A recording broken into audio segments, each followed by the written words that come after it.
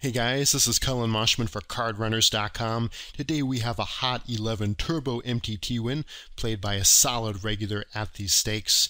And we're going to start off going through the initial hands a bit quicker and look at the ones where hero VPIPs, and then look at all hands in the late game so we can go through this full history in one video. So 9-8 suited is going to be a call here in the big blind. Here he elects to take kind of an unusual donk bet line. One of the reasons why I like checking in the spot is because the majority of the time the initial raiser is going to c-bet, and then we get to see the action of this player sandwiched in between. And if he stays in the pot either by calling or raising, I would actually just throw away the 8 here.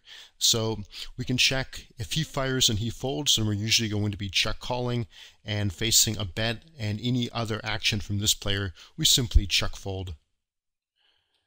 And here we toss the hand, which is fine. We're pretty much facing a decision about whether we want to play for stacks at this point. So a fine fold by hero, but again, normally a spot to just go ahead and check that flop. Next hand that we play is going to be ace-deuce offsuit. These small blind open min raises, and we should 3-bet shove very wide here. So ace-x is clearly going to be a 3-bet shove. Any suited king, any decent suited connectors from 6-5 suited and up. So at least about 40% 3-bet shove range here, and a nice shove by hero to take that pot down uncontested.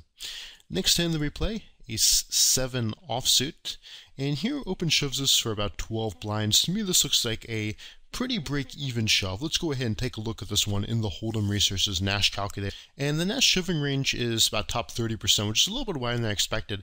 And one of the reasons why that's going to be the case, looking at this hand more thoroughly, is that the ante here, so 225, 25 times 9, so that's going to be greater than a 10% ante. So a more common ante in a lot of MTTs and MTT SNGs is 10% of the big blind, and that extra bit to the ante definitely is going to widen our shoving range some. So if we now pull this up in the heat map, this is going to be the profitability of different hands in our potential shoving range is plus 0.12, so not wildly profitable, but definitely a plus EV spot and a solid and correct shove by hero. So ace-queen offsuit, our decision here is whether to min-raise or open shove, and I prefer min-raising the entire range of hands we're going to play. We're greater than 14 blinds, so normally here up to about 25, 2600 I'd be playing shove fold, and much deeper than that I would be min-raising. So a nice min-raise here, and we get multi-way action and flop a pretty strong draw. So the question here is, what play do we like? And one of the ways we can approach that is sort of by process of elimination. So what we don't want to do is bet something pretty small and then have a very marginal decision about whether or not to call it off. So the options that I like here are one, to bet full fraction of the pot, say bet something like 1,000, 1,500 and call it off. It would basically be like a non-all-in all-in. We could also just go ahead and shove here. So we're normally going to have either 8 or 11 outs when called. So if we do have an 11 out draw, we have about 40% equity, which is fine.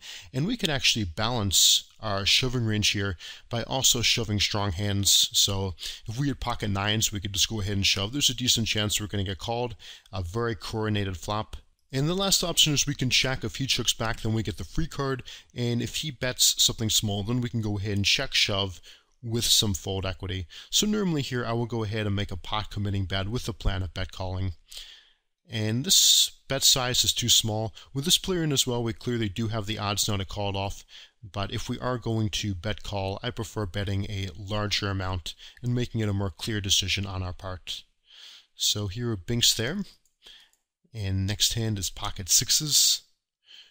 And if we had an effective stack of about 4,500, maybe even 5k, we could just go ahead and 3-bet shove here.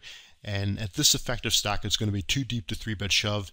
So we're just going to flat this. Not much reason to 3-bet small this kind of hand that doesn't have blockers and doesn't play particularly well out of position. So here we're flats, and our plan is going to be to check call this pretty dry flop. If this player is extremely tight, we could just make a really neat fold. But generally, check call is going to be the correct option here.